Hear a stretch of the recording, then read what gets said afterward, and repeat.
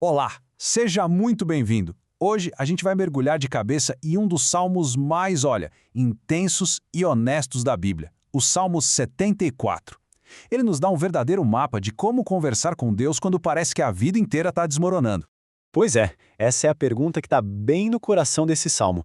E talvez seja uma pergunta que muita gente se faz hoje, enfrentando as próprias ruínas, sabe? A perda de um emprego, uma crise de saúde, um relacionamento que acabou. O Salmo 74 não foge dessa dor. Pelo contrário, ele vai direto nela.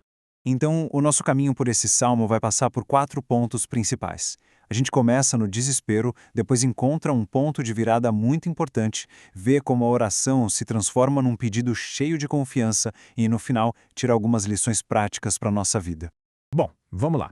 Para a gente conseguir sentir a dor desse salmo, a gente precisa, voltar um pouco no tempo e tentar imaginar o cenário de devastação completa que o autor estava vendo. Imagina só o choque. O templo não era só um prédio bonito, era o coração da fé do povo, o lugar onde se acreditava que a presença de Deus morava. Ver aquilo pegando fogo era como ver a própria fé virando cinza. Foi um desastre que abalou a identidade de toda uma nação. O salmista já começa sem rodeios. É uma oração que nasce de uma dor muito profunda, uma queixa quase atrevida. Ele não pergunta só por quê, ele pergunta por quê para sempre. O sentimento aqui é de um abandono que parece definitivo, pessoal, da parte de Deus. E aí o salmista faz uma coisa impressionante. Ele meio que leva a Deus, e a gente junto, num tour pelas ruínas. Ele vai detalhando toda a profanação, como se estivesse fazendo um boletim de ocorrência para quem realmente pode fazer alguma coisa. Ele escreve o barulho dos machados, o cheiro da fumaça, a imagem de símbolos pagãos no lugar que deveria ser santo. E aqui a frustração chega no limite, sabe? A questão não é só o que o inimigo está fazendo, mas o que Deus não está fazendo, pelo menos na visão dele. Onde é que está a mão poderosa de Deus enquanto o nome dele está sendo insultado? É uma pergunta angustiante, mas que mostra um coração que, mesmo no meio do caos, ainda espera uma resposta.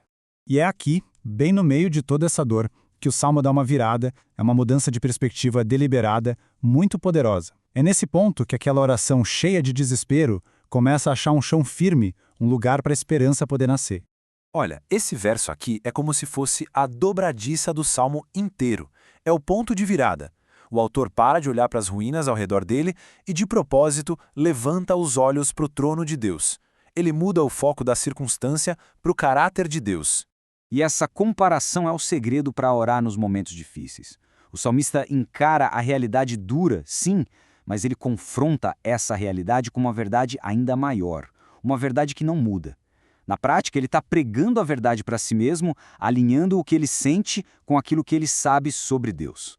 Para mostrar o tamanho do poder de Deus, o salmista fala do Leviatã. Naquela cultura, esse monstro era o símbolo máximo do caos, do mal, da desordem.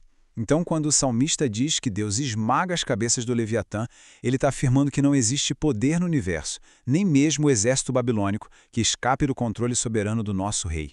Ele continua construindo o seu argumento, lembrando que esse mesmo Deus que parece tão distante é, na verdade, quem comanda tudo.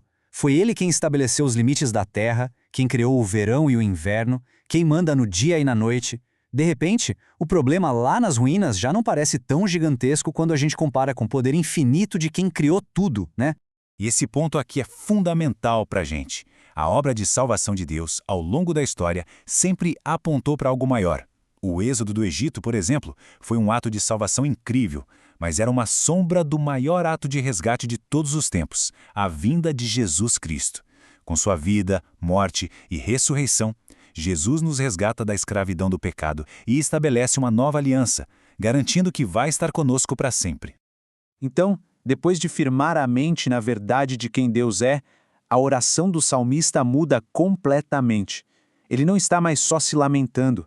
Agora, ele está argumentando, e a base do argumento dele é o próprio caráter de Deus. Olha só que mudança sutil, mas, poderosa. O apelo não é mais defende a nossa causa, mas defende a tua causa. O salmista está ligando o sofrimento do povo com a honra do nome de Deus. A ofensa contra Israel é, no fim das contas, uma ofensa contra o Deus de Israel. Isso ensina pra gente uma coisa muito legal. Orar não é só pedir. Pode ser um argumento teológico bem construído, um apelo para que Deus haja de um jeito que combine com quem Ele é. Mas de onde vem toda essa confiança para fazer um pedido desses? A base desse apelo, o fundamento de tudo, é o próprio Deus. O salmista está basicamente dizendo: Senhor, lembra do teu nome, lembra da tua aliança, age de acordo com o teu caráter justo e cumpre o teu propósito eterno. A oração se torna um convite para que Deus seja Ele mesmo. Tá, mas e aí? Como é que essa jornada toda de um salmista lá de trás pode guiar a gente hoje, no meio das nossas lutas, das nossas ruínas pessoais? Bom, o Salmo nos deixa um modelo bem prático e profundo. Então, aqui está o roteiro. Primeiro, podemos ser totalmente honestos com Deus. Ele não se choca com a nossa dor ou com as nossas perguntas. Depois, a nossa confiança não está no que a gente faz de bom, mas no que Jesus já fez. E assim como o salmista, a gente precisa confrontar nossos medos com a verdade sobre Deus. E por fim, podemos alinhar os nossos pedidos com o maior desejo de Deus, a glória do seu próprio nome. E aqui a gente chega no ponto central de tudo. A motivação final de Deus para salvar, para restaurar, para agir, não é em primeiro lugar o nosso conforto, mas a sua própria glória. E a grande notícia é que a glória dele e o nosso bem maior estão perfeitamente conectados. E é com essa pergunta que a gente termina a nossa reflexão. Quando a gente entende que as nossas lutas podem ser um palco para a glória de Deus aparecer, isso muda tudo. A oração deixa de ser sobre como escapar de um problema e passa a ser sobre como Deus pode ser glorificado através dele. É uma perspectiva que transforma ruínas em altares.